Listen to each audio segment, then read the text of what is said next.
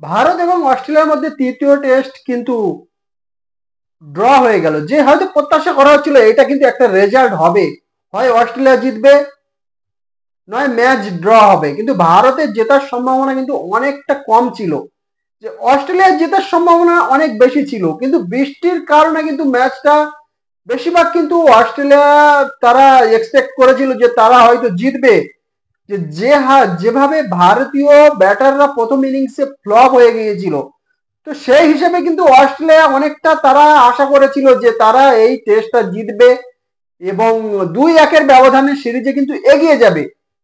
কিন্তু কালকের আমরা দেখেছি যে ভারতকে ফলোয়ান বাঁচাতে গেলে কিন্তু যে 246 রান করতে হবে, সেটা কিন্তু লাস্ট উইকেটের জুড়ি যে বুমরা এবং আকাশদীপ তারা দুজনে কিন্তু করে দেখিয়ে দিয়েছিল এবং ভারতকে ফলোয়ানের হাত থেকে কিন্তু বাঁচিয়েছিল।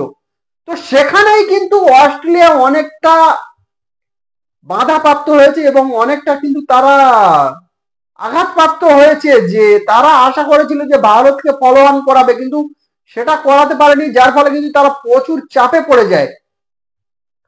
তারপরে আজকের যদি দেখি ভারতের ইনিংস 260 রানে কিন্তু শেষ হয়ে যায় এবং অস্ট্রেলিয়ার কাছে 185 রানের লিড ছিল। এবার অস্ট্রেলিয়া যখন ব্যাটিং করতে নামে, তো অস্ট্রেলিয়া কিন্তু একের পর একটা উইকেট পড়তে থাকে এবং তারা কিন্তু 274 রান শেষ পর্যন্ত তারা কিন্তু ডিক্লেয়ার করে দেয় এবং 274 রান টোটাল তাদের হয়, 275 রানের কিন্তু টার্গেট দেয়।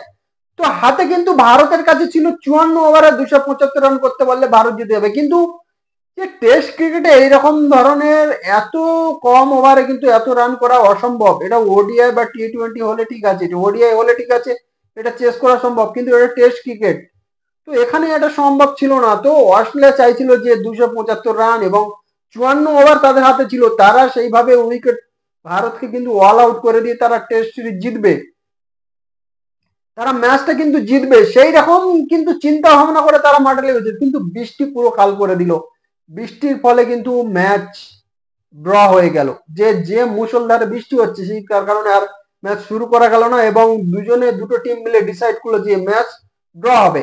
কিন্তু এই ম্যাচের সব থেকে কিন্তু একটা বড় ব্যাপার হলো যে রবিচন্দ্রন অশ্বিনের রিটায়ারমেন্ট।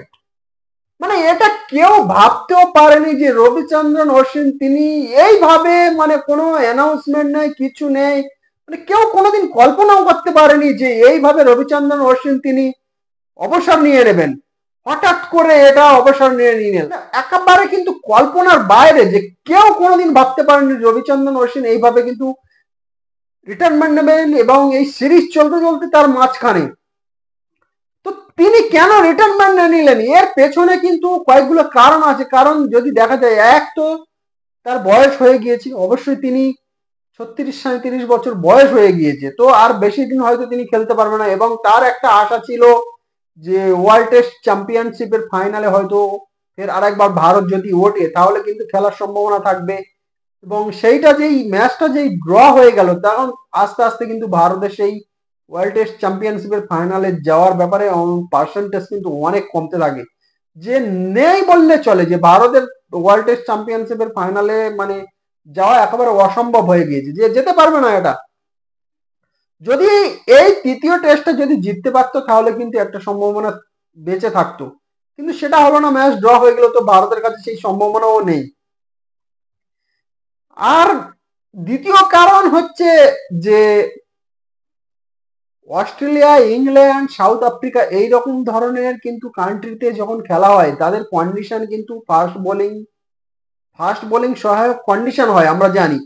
সেখানে কিন্তু ভারতীয় টিমের যদি দেখা যায় কিন্তু একজন স্পিনারকে কিন্তু খেলাবে, তিনজন ফাস্ট বোলার থাকবে এবং একজন স্পিনার থাকবে, এইটাই কিন্তু অনেকদিন ধরে এই রীতি হয়ে আসছে এবং এখানে দুজন স্পিনারকে নিয়ে খেলানোর কোনো যৌতিকতা নেই। সেখানে স্পিনাররা ভালো পারফরমেন্স করতে পারবে না, তো দুজন দুজন স্পিনারের খেলানোর কোনো প্রশ্নই নেই। তো ভারতীয় কন্ডিশনে যদি হতো, এশিয়া কন্ডিশনে যদি হতো, তাহলে দুজন বা তিনজন স্পিনার নিয়ে খেলানো যেত। তো এখানে যেহেতু এই মুহূর্তে ভারতীয় টিমে তিনজন কোয়ালিটি স্পিনার আছে, রবিচন্দ্রন অশ্বিন, রবীন্দ্র জাদেজা এবং ওয়াশিংটন সুন্দর, তো যার ফলে রবিচন্দ্রন অশ্বিনের কাছে কিন্তু একটা কম্পিটিশন তৈরি হয়ে গেল, যে যদি যে ভালো পারফরমেন্স করবে সঙ্গে সঙ্গে কিন্তু শুধু বোলিং এ পারফরমেন্স করলে হবে না, ব্যাটিং এও কিন্তু দাপট দেখাতে হবে।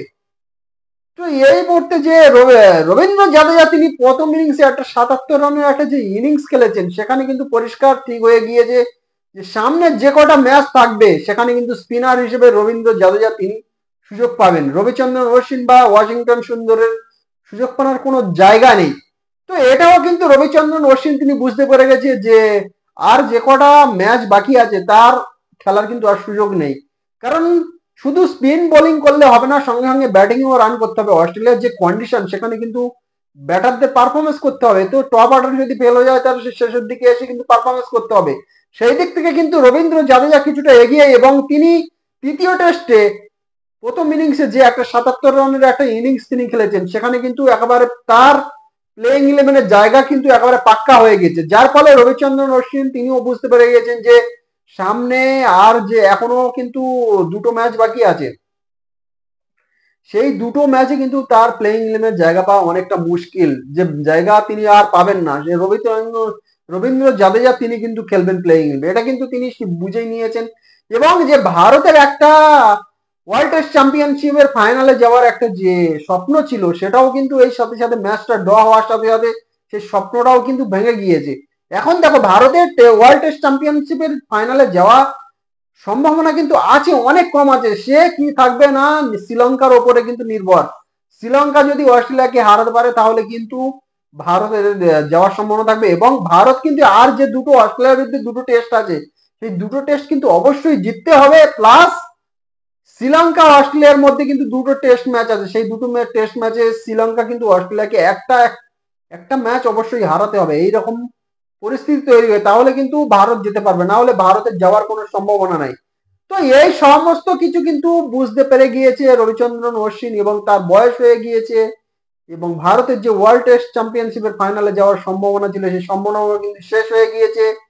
তার সাথে সাথে যে সামনে আরো যে দুটো টেস্ট ম্যাচ আছে, সেখানে কিন্তু তার প্লেইং ইলেভেনে খেলার কোনো সম্ভাবনা নেই। রবীন্দ্র জাদেজা তিনি যে ধরনের ব্যাটিং এর দাপট দেখিয়েছেন, তার ফলে তার জায়গা কিন্তু পাকা হয়ে গেছে। এই সমস্ত কিছু দেখে কিন্তু তিনি ডিসাইড করে নিয়েছেন যে কেন আমি টিমের সঙ্গে আর ঘুরবো, আমার বয়স হয়ে গেছে, আমি ব্যাস ফ্যামিলিকে টাইম দেব, এবং এইটাই সব থেকে বেস্ট টাইম। তো তিনি তার ব্যক্তিগতভাবে তিনি এটা ডিসাইড করে নিয়েছেন। তো এটা কিন্তু মানে আশ্চর্যের ব্যাপার যে কেউ টের পেল না, তিনি হঠাৎ করে আজকের কিন্তু এই ডিসিশন নিয়েছে। কালকের রাত্রিরে বা অনেক দিন আগে থাকতে এইরকম কোনো ব্যাপার নয়, তিনি আজকের এই হঠাৎ করে কিন্তু এই ডিসিশন নিয়েছে যে আমি রিটায়ারমেন্ট করব। তো তিনি করে দিয়েছে।